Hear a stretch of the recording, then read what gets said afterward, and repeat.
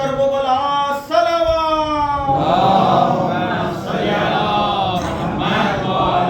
علامتی امام زمانہ بآواز بلند صلوات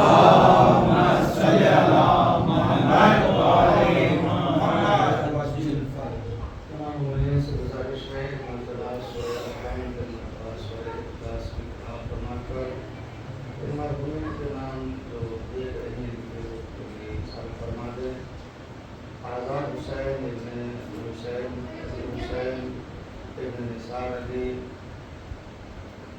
قاسم النساء بیگم بنت سلیمان حسین رضا علی عرف رخان علی ابن نثار علی صابرہ بیگم بنت علی عباس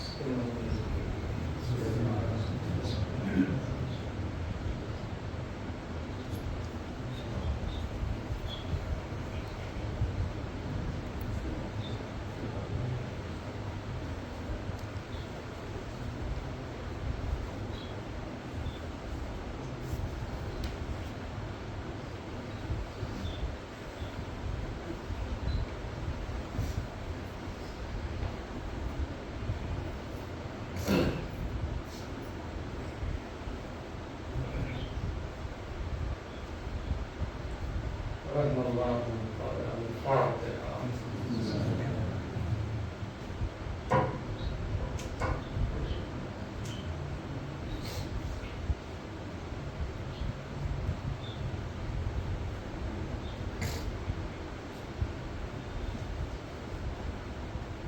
لا حول ولا قوة إلا بالله العلي العظيم. أعوذ بالله السميع العليم من الشيطان اللعين الرجيم. بسم الله الرحمن الرحيم. الحمد لله الذي هدانا لهذا وما كنا لنهتدي لولا أن هدانا الله. لقد جاءت رسل ربنا بالحق.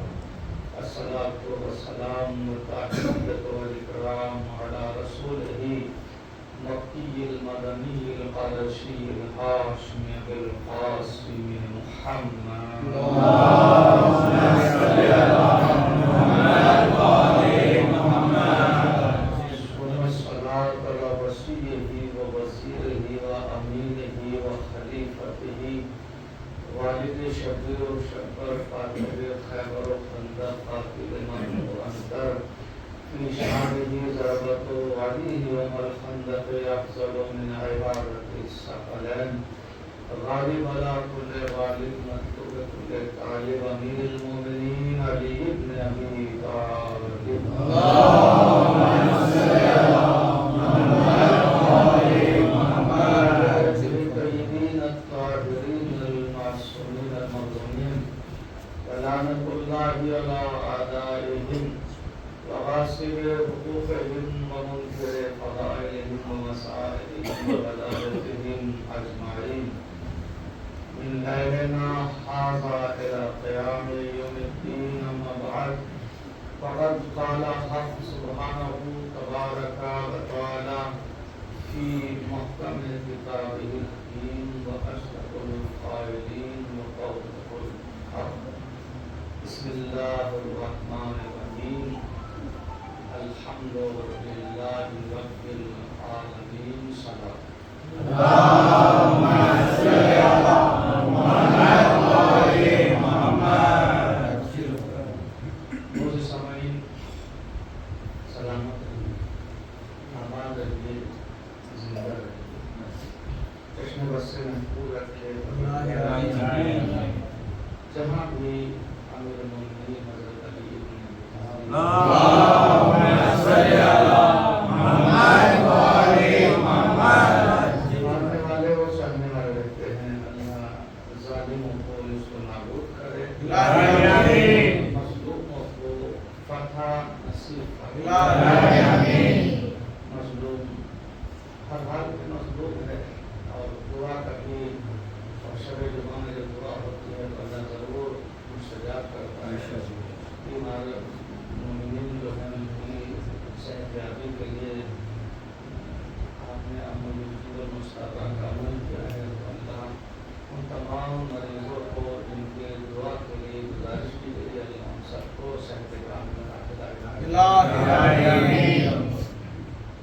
موجود سامعین، اس رات کے وقت میں آپ مومنین جمع ہیں، آپ کے ذکر اہل بیت سنیں، کیونکہ اس سے دل کو سکون ہوتا ہے اور ان کو تازگی ملتی ہے۔ مردہ ضمیر انسان کے زندہ ہوتے ہیں وہ صرف ذکر اہل بیت۔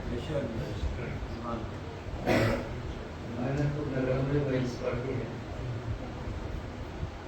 چیلوں کی مجلس میں نے خود پڑھی ہے نگر میں، ایک سال ثواب کی مجلس اور تھی جنگل ہاؤس میں رہتے ہیں، وہ رہتے تھے، تو میں نے خود وہاں کا ماحول دیکھا ہے ماشاءاللہ۔ نگرم والے اتنے خاموش نہیں رہتے۔ نعرہ حیدری، حیدری، نعرہ صلوات،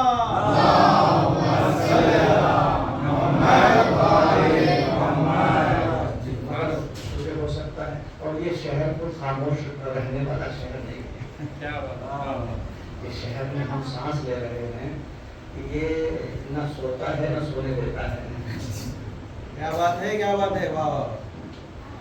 یہ تو رات کے 2 بج جائیں، 3 بج جائیں، 4 بج جائیں، سب سوتے رہتے ہیں اور یہ ذکر علی کرتے ہیں۔ سبحان اللہ، سبحان اللہ، بے شک بات۔ ان کو اسی ذکر میں مزہ آتا ہے، لطف آتا ہے، اور زندگی جینے کا مزہ تبھی ملے گا ساتھ نبی ہو۔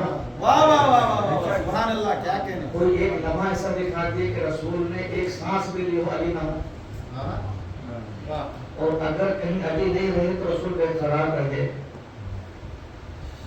اگر علی نہیں رہے تو رسول بے قرار رہے ہیں۔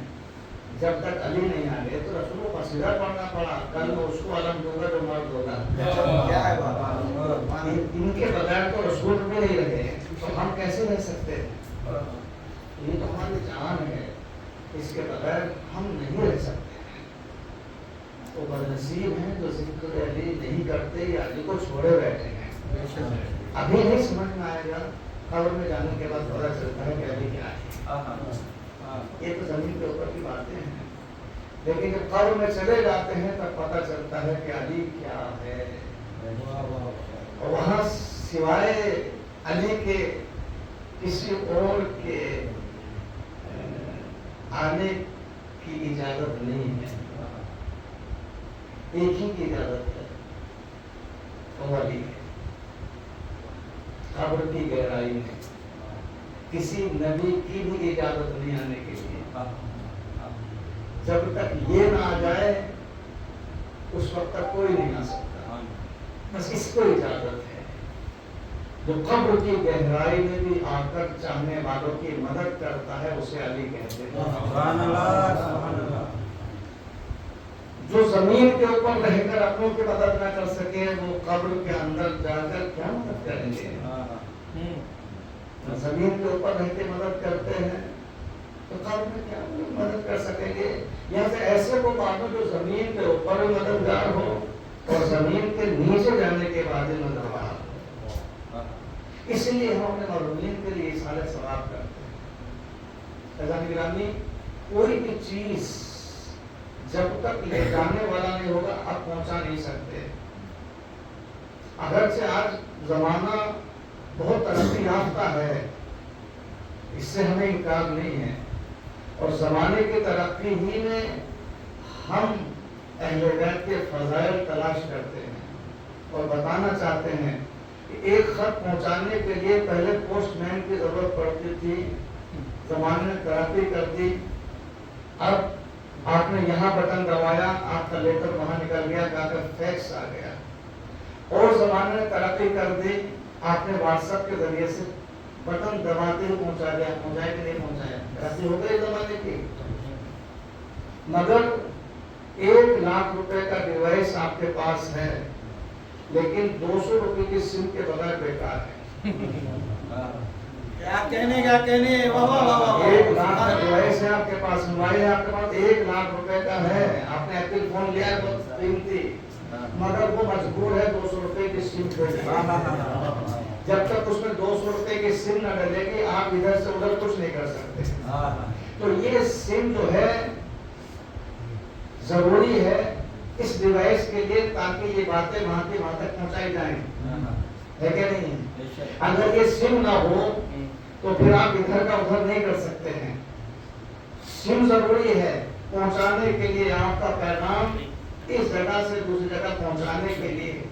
اور اگر آپ سم نکال دیں تو یہ پھر موبائل کچھ کام کا نہیں رہے گا. ہے لاکھوں روپے کا مگر سم کی قیمت صرف 200 روپے کی ہے. مگر یہ موبائل مجبور ہے سم کے لیے کہ مجھ میں سم ڈال دو تو میں چلوں، تاکہ آپ اپنی بات دوسرے تک پہنچا سکیں، جس تک آپ اپنا پیغام پہنچانا چاہیں پہنچا سکیں.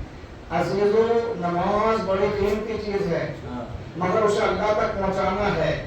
اور بیچ میں جو سم ہے اسے علی کہتے ہیں. اگر یہ سم نکال دیں گے تو عمل ادھر کا ادھر رہ جائے گا، ادھر جائے گا ہی نہیں. شاہبان نے کیا کہتے ہیں؟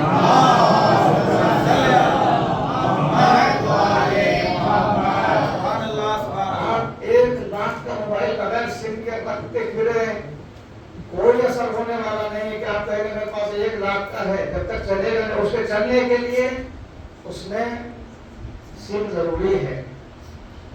اور جب سم لگ جائے گی تو پھر ایک کام کرے گا اور اپنی بات آپ ادھر سے ادھر پہنچا دیں گے. تو عمل تو بہت ضروری ہے مگر یہ عمل اللہ کے پاس پہنچنا ہے. اللہ کے پاس یہ عمل پہنچنا ہے. نہیں تو آپ محشر میں کھڑے ہو کر ڈھونڈتے رہیں گے عمل کہاں ہے، عمل کہاں ہے، عمل کہاں ہے.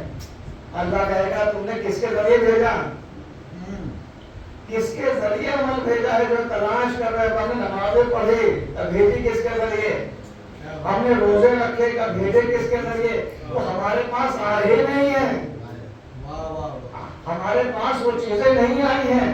آپ کو عمل کرنے کے لیے تو کہا گیا مگر اس کو ہم تک پہنچانے کے لیے تو راستہ بتایا گیا کہ عمل کرو اور اس عمل کو ان کی محبت میں کرو تاکہ یہ ہم تک پہنچا دیں. تم ہم تک براہ راست نہیں پہنچ سکتے. دیش کو پی ایم چلاتا ضرور ہے مگر آپ اپنی ایک درخواست پی ایم سے منظور کرا دو تو ہم جانے. آپ کسی ایک درخواست کو پی ایم نے منظور کیا نہیں کیا. کیوں؟ اس لیے کہ پی ایم تک جانے کے لیے سی ایم نیچے بیٹھا ہوا ہے اور سی ایم تک آپ پہنچ نہیں سکتے جب تک M P M L A تک نہیں پہنچیں گے. کوئی کام آپ یہ چاہیں کہ ہم اپنے شہر میں رہ کے سی ایم صاحب سے کوئی کام کرا دیں، ڈائریکٹ کام نہیں ہوگا. ان تک پہنچنے کے لیے آپ کو ایم پی سے، ایم ایل اے سے، کارپوریشن سے، تمام چیزوں سے مسائل کا اپنے حل تلاش کرنا ہوگا. یا آپ کی عرضی سی ایم تک پہنچانے کے کام ہو جائے گا. ایک چھوٹا سا دنیا کا کام بھی بغیر کسی ذریعے کے وسیلے کے نہیں ہوتا ہے. کیا کہنے اور آپ یہ چاہتے ہیں کہ دین کا اتنا بڑا کام بغیر علی کے ہو جائے. یہ ممکن اس لیے نہیں ہے کہ پروردگار عالم نے معراج پہ نبی کو بلایا ہی اس لیے تھا تاکہ بتائیں میرے حبیب دیکھو تمہارے اور ہمارے درمیان تو پردہ ہے مگر اس کے اور ہمارے درمیان نہیں ہے.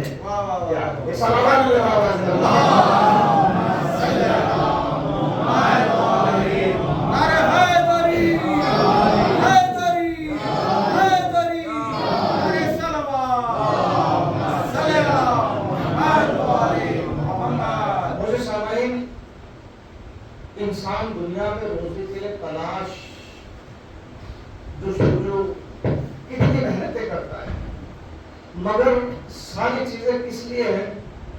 اسے پیٹ کے لیے. جھوٹ پیٹ کے لیے، دھوکہ دینا پیٹ کے لیے، ہے کہ نہیں؟ کوئی کام آپ بتاتے بغیر پیٹ سے وابستہ ہوا ہو، ارے بھیا کیا کرے پیٹ کا معاملہ ہے، جھوٹ نہیں بولیں گے تو کیسے، بچے بھوکے مر جائیں گے. ہم یہ سمجھتے ہیں کہ ہم ہی بچوں کو پال رہے ہیں، ہم اپنے کو راضی سمجھ رہے ہیں کہ ہم راضی ہیں. کیا کریں، جھوٹ نہ بولیں گے تو بچے کیسے پالیں گے. کاروبار سچائی کے ذریعے نہیں ہو سکتا، سچائی کے ذریعے بھی ہو سکتا ہے، ایمانداری کے ذریعے بھی ہو سکتا ہے. ہر وہ کام جس میں اللہ کی مخلوق پر جبر نہ کیا گیا ہو وہ کام آپ کر سکتے ہیں. یعنی کسی کو دھوکہ دینے سے مقصد زندگی حل نہیں ہو سکتا. یہ ہمارے اماموں نے ہمیں تعلیم دی ہے کہ غلہ اناج یہ سوچ کر محفوظ مت کر لو کہ جب لوگوں پر مہنگائی کا دور ہوگا تو اپنا غلہ استعمال کر کے لوگوں سے فائدہ اٹھائیں گے. وہ فائدہ تمہارے لیے وبال جان بن سکتا ہے. کم حاصل ہو مگر اس میں برکت ہو.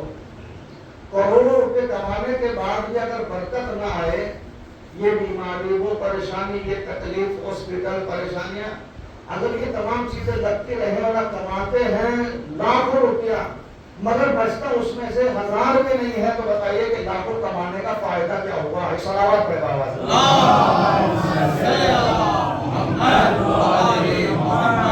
بسم اللہ الرحمن الرحیم. یہ وہ سورہ ہے قرآن مجید کا جو مکی بھی ہے مدنی بھی ہے. اللہ نے سورہ کو مکے میں بھی نازل کیا اور مدینے میں بھی نازل کیا ہے. قرآن مجید کا یہ وہ سورہ ہے جو پورا کا پورا ایک مرتبہ نازل کیا گیا. جیسے سورہ جو ہے آیتیں آتی رہی جمع ہوتی رہی، آیتیں آتی رہی جمع ہوتی رہی، مگر اللہ نے اس سورہ کو آیتوں میں نہیں نازل کیا، پورا کا پورا سورہ نازل کیا. 7 آیتیں ہیں، سبع مثانی کے نام سے مشہور ہے. سورۃ الفاتحہ کہا جاتا ہے، سورۃ الحمد کہا جاتا ہے. اللہ کی تعریف و ثنا بزبان خدا، بندے کی زبان میں اللہ گفتگو کر رہا ہے. وہ اللہ ایسے بول رہا ہے جسے آپ بولتے ہیں. اگر وہ گفتگو نہیں سکھاتا تو ہمیں اور آپ کو بولنا نہیں آتا. خدا ہے بزبان بندہ ہو کر، اللہ خدا ہو کر بندے کے زبان میں بول رہا ہے کہ تمہیں بولنا کیسے ہے، کیسے بولنا ہے. بسم اللہ الرحمن الرحیم. اللہ کرا ایسے کہنا کہ تمام تعریفیں اس اللہ کے لیے ہیں جو رحمان ہے اور رحیم ہے. کون کہہ رہا ہے؟ اللہ کہہ رہا ہے. کس سے کہہ رہا ہے کہ بندو ایسے بولا کرو. پانی اٹھاؤ تو کہو بسم اللہ الرحمن الرحیم. کھانا اٹھاؤ تو کہو بسم اللہ الرحمن الرحیم. گھر سے نکلو تو کہو بسم اللہ الرحمن الرحیم. سواری پہ قدم رکھو تو کہو بسم اللہ الرحمن الرحیم. گاڑی اسٹارٹ کرو تو کہو تو بسم اللہ الرحمن الرحیم. گھر سے نکلو تو کہو بسم اللہ الرحمن الرحیم. گھر میں داخل ہو تو کہو بسم اللہ الرحمن الرحیم. جب تم بسم اللہ سے شروع کرو گے اور بسم اللہ سے ابتدا کرو گے، تمہارا کام پائے تکمیل تک پہنچے گا. سلامتی سے جاؤ گے، سلامتی سے واپس آؤ گے. مگر تم کیا سمجھتے ہو کہ ہم گاڑی چلا رہے ہیں، ہماری سواری ہے، بھول جاتے ہو اس رحمان و رحیم کو کہ جس نے تمہیں یہ نعمت عطا کی ہے. یہ تمہاری دولتوں سے خریدی گئی چیز نہیں ہے. اگر وہ نہ چاہتا تو ہمیں کچھ بھی نہ ملتا. جو کچھ بھی ہمیں ملا ہے وہ سب اس کی وجہ سے ملا، اسے چاہا تو ملا ہے. اگر وہ نہ چاہتا تو ہمیں کبھی یہ چیزیں میسر نہیں ہوتی. اللہ کے نام سے شروع کرو اور وہ کہہ رہا الحمدللہ رب العالمین. یعنی بندہ جیسے بولتا ہے ویسے اللہ بول رہا ہے. کیا کہہ رہا اللہ؟ تمام تعریفیں اس اللہ کے لیے ہیں، رب کے لیے ہیں. الحمدللہ تمام تعریفیں اللہ کے لیے ہیں. رب العالمین جو عالمین کا پالنے والا ہے. آپ سے کہہ رہا ہے کہ ایسے بولو، پالنے والے تم نہیں ہو، پالنے والا تو رب ہے. صلوات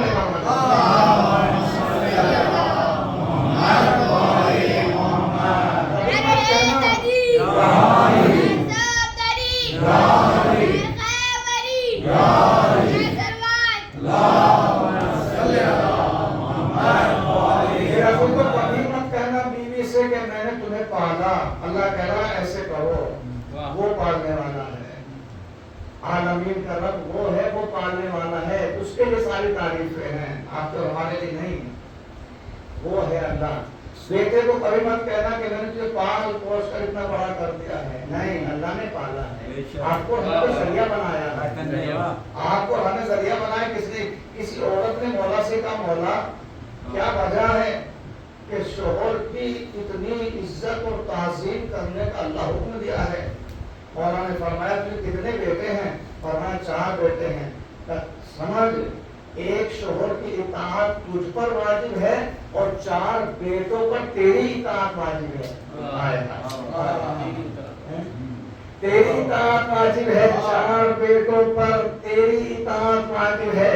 صرف ایک شوہر کی اطاعت تو کرے گی اور 4 بیٹے تیری اطاعت کریں گے، اور یہاں تک کہ ان کی جنت بھی اللہ نے تیرے قدموں کے نیچے رکھ دی ہے۔ اگر تو راضی نہ ہوگی تو وہ جنت کے دروازے تک پہنچیں گے بھی نہیں، جانا تو بڑی بات ہے۔ سلامت پر آواز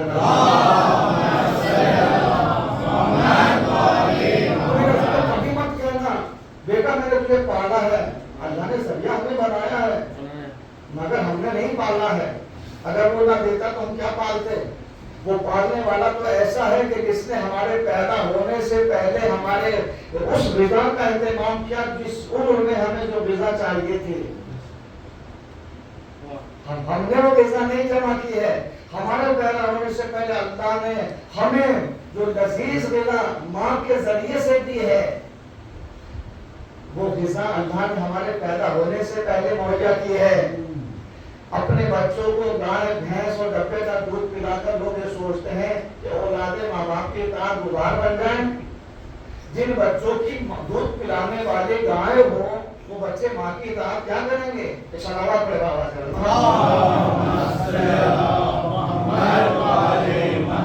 اپنے بچوں سے لاپرواہ نہ ہوئیے گا۔ 2.5 سال کی عمر تک اپنے اولاد کو بیٹے کو دودھ پلانا ماں کے لیے ضروری ہے۔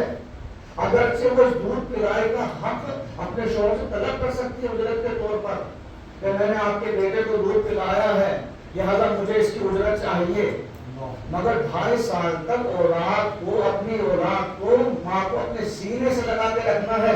پھر دیکھیے یہ دل کی دھڑکنیں نہیں ہیں، اولاد کے اندر وہ جذبہ محبت پیدا ہوتا ہے جو مرتے دم تک اولاد ماں باپ کو فراموش نہیں کر پاتی ہے۔ کم سے کم سینے سے لگا کے مرتبہ سلا کے دودھ پلا کے تو دیکھیے اولاد نافرمان کیسے ہو سکتی ہے۔ صلوات پڑھے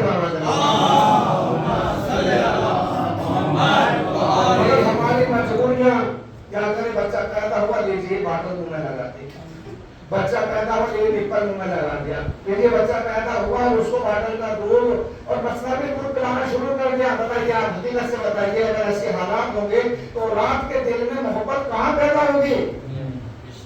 وہ طاقت جو اسے چاہیے وہ کہاں ملے گی؟ جو طاقت اللہ نے ماں کے دودھ میں رکھی ہے وہ کسی اور دودھ میں نہیں رکھی ہے۔ اپنے بچوں کے اللہ کہنا کہ دیکھو میں تمہیں گفتگو کرنے کا طریقہ بتا رہا ہوں، تمام تعریفیں اس اللہ کے لیے ہیں جو عالمین کا پالنے والا ہے۔ عالمین کتنے ہیں ہم یہ مولا بتائیں گے، امیر المومنین بتائیں گے۔ مولا سے پوچھا گیا مولا عالمین کتنے ہیں؟ کیا فرمایا 18,000۔ کتنے عالم ہیں؟ 18,000 عالم ہیں، اور پھر اپنی طرف اشارہ کر کے کہا میں ہوں 18,000 عالمین کا پالنے والا۔ صلوات پڑھے بابا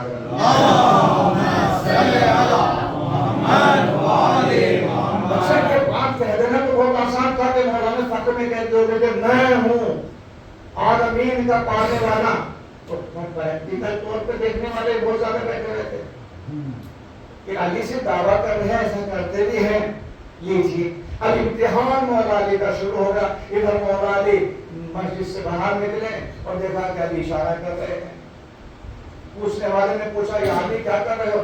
فرمایا کہ عالمین کو رزق بانٹ رہا ہوں، عالمین کو رزق بانٹ رہا ہوں۔ امتحان لینے کی اور جستجو بڑھی۔ اگلے دن پھر دیکھا کہ مولا اشارہ کر رہے ہیں، کیا کر رہے ہو علی؟ کا رزق بانٹ رہا ہوں، کچھ شک ہے؟ اگر ہے تو نکالو آستین میں سے وہ ڈبی جس میں تم نے چیونٹی کو بند کر کے رکھا ہے، ہم نے اسے بھی اس کا رزق پہنچا دیا ہے۔ ڈبی تم بند کرو گے، دانا منہ میں ہم ڈالیں گے۔ صلوات پڑھے بابا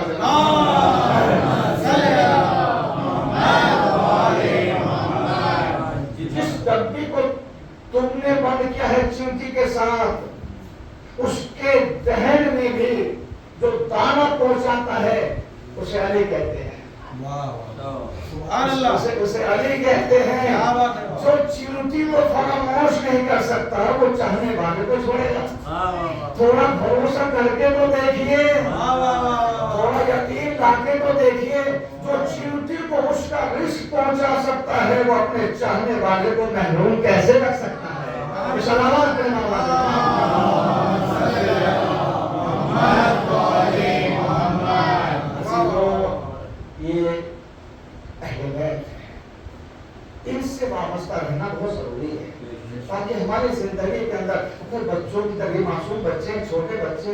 ان کو مجلسوں میں لائیے بٹھائیے. وقت زیادہ ہے مگر اتنا بھی وقت زیادہ نہیں ہے کہ اس چھٹی کے موقع پہ بچے نہیں آ سکتے.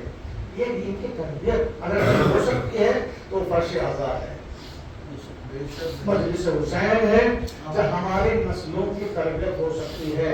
کوئی اور یونیورسٹی نہیں ہے جہاں اپنے بچوں کو جا کے بٹھائیں اور اس کی تربیت ہو جائے. جہاں سے ایک موضوع پر بولا جاتا ہے وہ یونیورسٹی ہوتی ہے, جہاں پہلو کو دیکھا جاتا ہے وہ مجلس حسین ہوتی ہے. مجلس حسین میں بچوں کی وہ تربیت ہوتی ہے جو کہیں نہیں ہو سکتی ہے. اور اگر بچے مجلسوں میں بیٹھ کے جب باہر جائیں گے تو پھر وہ چچا کو چچا کہیں گے, ماموں کو ماموں کہیں گے, خالو کو خالو کہیں گے, بابا کو بابا کہیں گے, ماں کو پھر جا کے ماں کہیں گے. اور جب اس عبادت خانے سے وہ دور ہو جائیں گے اور فرش اعضاء پر نہیں آئیں گے تو پھر انہیں کوئی تربیت نہیں ہو سکے گی. ماں کون ہے, باپ کون ہے, بیٹھنے کے ماں سے بے احترامی, باپ کی قدر نہیں ہے, رشتہ داروں کا احترام نہیں ہے, یہ بیٹھنے کے جلدی سے مجھے کھانا دیجیے. لیکن جب مجلس حسین میں بیٹھ کے تربیت یافتہ بچہ ہوگا تو اپنا بیگ رکھنے کے بعد پہلے وہ کہے گا امی میں نماز پڑھ لیتا ہوں. والدہ گرامی پہلے میں اللہ کی عبادت کر لیتا ہوں. وہ منہ دھوئے گا, وضو کرے گا اور اللہ کی عبادت کے لیے کھڑا ہو جائے گا بچہ. ادھر وہ مصلی پر جائے گا, ادھر گھر میں رحمتیں اور برکتوں کا نزول ہونا شروع ہو جائے گا. اس لیے کہ یہ معصوم بچے نہیں ہیں, ہمارے گھر کی روزی کے یہی تو ذمہ دار ہیں.